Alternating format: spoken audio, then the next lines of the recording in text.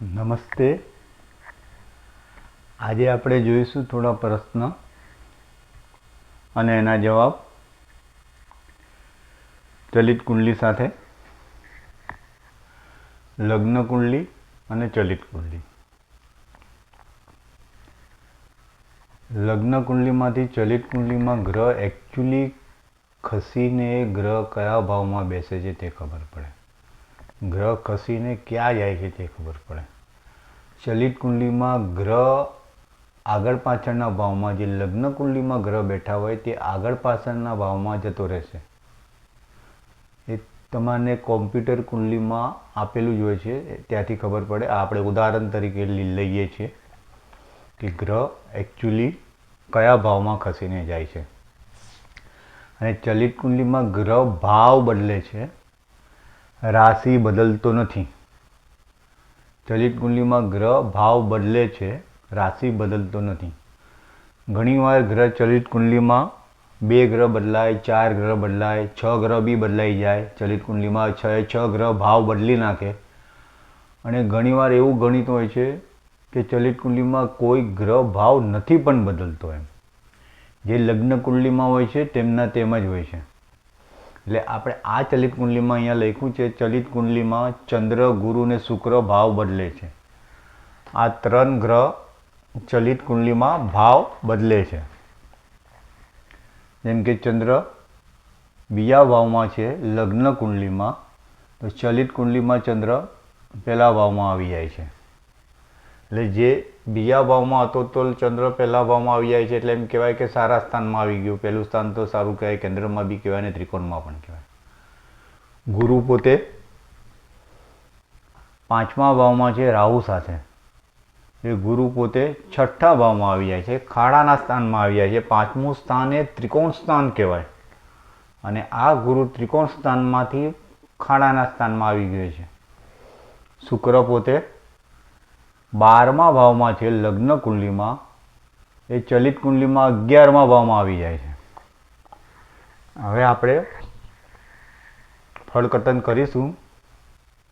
જાતક ઉડાવ હશે કે નહીં. 12મું સ્થાન, 12માનો સ્વામી જો પાપ ગ્રહથી સંબંધિત થતા હોય તો જાતક ખર્ચાળ ઉડાવ બને. 12મું સ્થાન, 12માનો સ્વામી, 12મું સ્થાનમાં કર્ક રાશિ, તેનો સ્વામી ચંદ્ર પોતે જો પાપ ગ્રહથી સંબંધિત થતો હોય તો જાતક ખર્ચાળ ઉડાવ બને. 12મા સ્થાનનો સ્વામી ચંદ્ર કન્યા રાશિમાં છે લગ્ન કુંડલીમાં બીજા ભાવમાં. એ ચંદ્ર ચલિત કુંડલીમાં પહેલા ભાવમાં આવી જાય છે. ચંદ્ર પહેલા ભાવમાં આવી જવાથી સૂર્ય, બુધ અને મંગળની સાથે આવી ગયો. ચંદ્ર ચલિત કુંડલીમાં પહેલા ભાવમાં એકચ્યુઅલી સૂર્ય, બુધ અને મંગળ તો ઓલરેડી છે જ. બુધ પોતે શુભ ગ્રહ છે, પણ સૂર્ય, મંગળ પાપ ગ્રહ છે. એટલે ચંદ્ર આ 3 ગ્રહની વચ્ચે આવી ગયો ચલિત કુંડલીમાં. જે પાપ ગ્રહથી સંબંધિત થઈ જાય, સૂર્ય, મંગળની વચ્ચે ચંદ્ર આવી ગયો. આમ ચંદ્ર પોતે કન્યા રાશિમાં લગ્ન કુંડલીમાં એકલો જ બેઠો હતો. તો એમ કહેવાય કે ચંદ્ર ખાલી કન્યા રાશિમાં બીજા ભાવમાં બેઠો છે લગ્ન કુંડલીમાં. પણ આ ચંદ્ર લગ્ન કુંડલીમાં પહેલા સ્થાનમાં આવી ગયો. સ્થાન સારું છે. પહેલું સ્થાન જે છે લગ્નનું સ્થાન, લગ્નેશ કેન્દ્ર સ્થાનમાં બી પહેલું સ્થાન આવે છે, ત્રિકોણ સ્થાનમાં બી પહેલું સ્થાન આવે છે. ભાવ સારો છે. પણ ચંદ્ર પોતે સૂર્ય અને મંગળ અને બુધ શુભ ગ્રહ છે, પણ સાથે સૂર્ય અને મંગળની સાથે ચંદ્ર આવી ગયો. એટલે એમ કહેવાય 12મા સ્થાનનો સ્વામી મંગળ પાપ ગ્રહથી સંબંધિત થઈ ગયો તેમ કહેવાય. એટલે આ પ્રશ્નના જવાબમાં જાતક ઉડાવ હોઈ શકે તેવો જવાબ આવશે. 12માનો સ્વામી 12મું સ્થાન કોઈ પણ શુભ ગ્રહથી બળ મેળવતું ના હોય તો જાતક ખર્ચાળ બને. હવે 12મું સ્થાન શુભ ગ્રહથી ફળ મેળવે છે. એ કે શુક્ર બેઠો છે 12મા સ્થાનમાં, એ શુભ ગ્રહ છે. પણ એ શુક્ર તો અહીંયાથી ખસીને ચલિત કુંડલીમાં 11મા સ્થાનમાં આવી જાય છે. એટલે 12મું સ્થાન કોઈ શુભ ગ્રહથી ફળ નથી મેળવતું. હા, શનિ 10મા ભાવમાં છે. શનિ એની ત્રીજી દ્રષ્ટિ 12મા ભાવ પર પડે છે. પાછી શનિની ત્રીજી દ્રષ્ટિ 12મા ભાવ પર પડે છે. જે શનિ પાપ ગ્રહ છે, અશુભ ગ્રહ છે. એટલે લગ્ન કુંડલીમાં શુક્ર 12મા ભાવમાં છે, એટલે શુભ ગ્રહથી બળ મેળવતું હતું 12મું સ્થાન, પણ એ શુક્ર 11મા સ્થાનમાં જતો રહેશે. ચલિત કુંડલીમાં 11મા ભાવમાં જાય છે. માટે 12મા સ્થાનમાં કોઈ શુભ ગ્રહથી 12મું સ્થાન કોઈ શુભ ગ્રહથી બળ મેળવતું નથી. હા, શનિની ત્રીજી દ્રષ્ટિ પડે છે પાછી 12મા ભાવમાં. લગ્ન કુંડલીમાં તમે જોશો તો શનિ 10મા ભાવમાં બેઠો છે, તેની ત્રીજી દ્રષ્ટિ 12મા ભાવમાં પડે છે. એટલે એ પાછો અશુભ ગ્રહ છે, પાપ ગ્રહ છે. માટે 12મા સ્થાનનો સ્વામી પોતે બી ચલિત કુંડલીમાં પહેલા ભાવમાં આવી જાય છે. એટલે પહેલા ભાવમાં તો સૂર્ય, મંગળ ને બુધ છે. એટલે બે પાપ ગ્રહની વચ્ચે ચંદ્ર આવી ગયો, અશુભ ગ્રહની સાથે આવી ગયો. ચંદ્ર બી અશુભ ગ્રહની વચ્ચે આવી ગયો. શુભ ગ્રહ જે 12મા સ્થાનમાં બેઠો તે પોતે 11મા સ્થાનમાં આવી ગયો. શનિ પાપ ગ્રહ છે, અશુભ ગ્રહ છે, તેની ત્રીજી દ્રષ્ટિ બી 12મા ભાવ પર પડે છે. માટે આ જાતક ઉડાવ હશે ને હશે તેમ કહેવાશે. જાતકને દેવાળામાંથી છુટકારો મળશે કે નહીં? આગળનો પ્રશ્ન. 12મું સ્થાન, 12માનો સ્વામી અને શનિ એકબીજાથી પરસ્પર સંબંધિત ના થવા જોઈએ. પણ અહીંયા તો 12મા સ્થાનમાં શનિની ત્રીજી દ્રષ્ટિ છે. એટલે 12મા સ્થાન ઉપર શનિની ત્રીજી દ્રષ્ટિ આવી જવાથી પાપ ગ્રહ શનિની ત્રીજી દ્રષ્ટિ 12મા સ્થાનમાં આવી જવાથી જે 12મું સ્થાન પાપ ગ્રહથી સંબંધિત થઈ ગયું, દ્રષ્ટિથી થઈ ગયું. શનિની દ્રષ્ટિથી પહેલું સ્થાન લગ્નનો સ્વામી, 12મા સ્થાનનો સ્વામી અને શનિ એકબીજાથી પરસ્પર એકબીજાથી સંબંધિત ના થાય તથા કેન્દ્ર ત્રિકોણના સ્વામીઓ લગ્ન અને લગ્નેશ સાથે પરસ્પર સંબંધિત થાય. હવે કેન્દ્ર ત્રિકોણના સ્વામી જે કેન્દ્રના જે સ્વામી છે એકબીજાથી સંબંધિત થાય. કેન્દ્રનો મંગળ જે છે કેન્દ્રનો સ્વામી થાય છે. મંગળ પોતે એ સૂર્ય સાથે આવી જાય છે પહેલા ભાવમાં.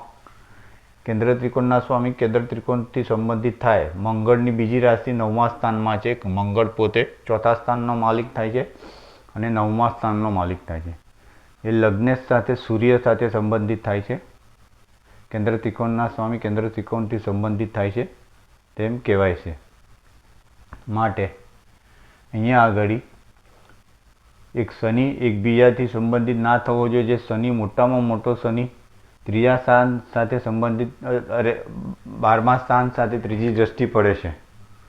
તો શનિ પાપ ગ્રહ તરીકે 12મા સ્થાન ઉપર ત્રીજી દ્રષ્ટિ કરે છે અને શુભ ગ્રહ જે બેઠો છે શુક્ર એ ખસીને 11મા સ્થાનમાં જતો રહેશે. પણ આ શુક્ર ઉપર બી શનિની ત્રીજી દ્રષ્ટિ કહેવાશે. માટે આ જાતકને દેવાળામાંથી છુટકારો મળશે કે નહીં તે પ્રશ્ન છે. હા, કેન્દ્ર ત્રિકોણના સ્વામીઓ સંબંધ કરે છે કેન્દ્ર ત્રિકોણમાં. એટલે કે મંગળ પોતે ચોથા સ્થાનનો સ્વામી, 9માનો સ્વામી, એ પોતે લગ્નેશ સૂર્ય સાથે પહેલા ભાવમાં જ સંબંધ કરે છે. એ એક થોડું શુભ ફળ આપશે અને વધારે પડતું અશુભ ફળ વધારે આપશે. ચંદ્ર પોતે બી પાછો બીજા ભાવથી પહેલા ભાવમાં આવી જાય છે. ચંદ્ર કન્યા રાશિનો જ કહેવાય છે, પણ એ ચંદ્ર પોતે બી સૂર્ય મંગળની વચ્ચે પહેલા સ્થાનમાં આવી જાય છે. કેમ કે સૂર્ય, મંગળ અને બુધ ભાવ બદલતા નથી, તે જ ભાવમાં રહેશે પહેલા સ્થાનમાં. એટલે ચંદ્ર 12મા સ્થાનનો સ્વામી થઈને ચંદ્ર પોતે બીજા ભાવમાં બેઠો છે. એમ લગ્ન કુંડલીમાં છે, પણ આપણે ચલિત કુંડલી જોઈશું તો ચંદ્ર ભાવ બદલીને પહેલા ભાવમાં આવી જાય છે, તો સૂર્ય મંગળના વચ્ચે. એટલે ચંદ્ર પાપ ગ્રહથી સંબંધિત કરે છે તેમ કહેવાશે. માટે આ જાતક દેવાળામાંથી એટલો મુક્ત નહીં થઈ શકે. થોડોક જ મુક્ત થઈ શકશે. એમ તમારે ફળકથનમાં આવે વધારે પડતું દેવું તો રહેશે જ. એમ દેવામાંથી પૂરો છુટકારો નહીં મેળવી શકે. એમ કેમ કે એક પાપગ્રહ શનિની ત્રીજી દ્રષ્ટિમાં 12મું ભાવ આવે છે. માટે આ રીતે આપણે ચલિત કુંડલી રાખીને ફળકથન કરીશું તો થોડા સૂક્ષ્મતામાં ફળકથનમાં આગળ વધી શકીશું અને સચોટ માર્ગદર્શન લોકોને તમે આપી શકશો અને સૂક્ષ્મતામાં તમે ફળકથનમાં જઈ શકશો. ફક્ત ને ફક્ત ખોખા કુંડલી જોઈને ફળકથન કરવાનું નથી. ખોખા કુંડલીની સાથે આપણે ચલિત કુંડલી બી જોવાની રહેશે. ચલિત કુંડલીમાં ગ્રહ એકચ્યુઅલી ખસીને કયા ભાવમાં બેઠો છે તે આપણને ખબર પડશે.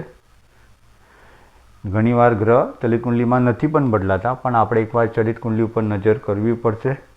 ચલિત કુંડલીમાં ગ્રહ ભાવ બદલે છે, રાશિ બદલતો નથી.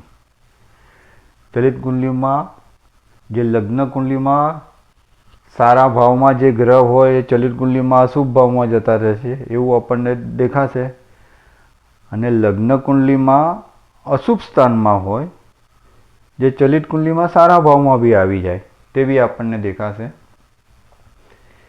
કેન્દ્રમાં બેઠા હોય લગ્ન કુંડલીમાં ગ્રહ, તો ચલિત કુંડલીમાં લગ્ન કુંડલીમાં કેન્દ્રમાં બેઠા હોય પણ ચલિત કુંડલીમાં તે અશુભ ભાવમાં બી આવી જાય છે, 8, 12ના ભાવમાં બી આવી જાય.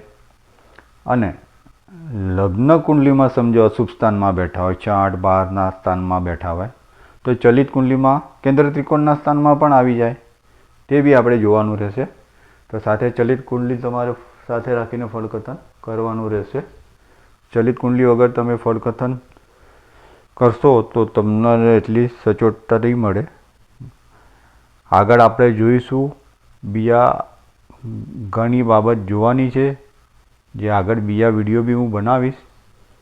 સમય ઓછો હોય છે પણ તમને ફળકથનમાં તમે સચોટ રીતે આગળ વધશો, સચોટ રીતે સૂક્ષ્મતા રીતે ફળકથન કરી શકશો અને સચોટ માર્ગદર્શન તમે તમારા યજમાનને આપી શકશો. તે જ મારો પ્રયાસ રહેશે. કુંડલી આવે તેને બરાબર અભ્યાસ કરવાનો, જોવાનું ને પછી જ ફળકથન કરવાનું. લોકોને તો આપણે સારું ફળકથન આપવાનું છે, સચોટ ફળકથન આપવાનું છે અને સારું માર્ગદર્શન લોકોને મળે તે હિસાબે જ આપણે અભ્યાસમાં આગળ વધવાનું છે. આજે આપણે અહીંયા સુધી રાખીશું. તમને મારો વિડીયો ગમે તો લાઈક કરજો અને ના ગમે તો ડિસલાઈક કરજો. વાંચન વધારે રાખવું પડશે જ્યોતિષમાં. જ્યોતિષના વિષયના મેગઝીન, ચોપડીઓ વાંચતા રહેવું પડશે. દિવસમાં 1-2 કલાક તો વાંચન જોશે. ધન્યવાદ.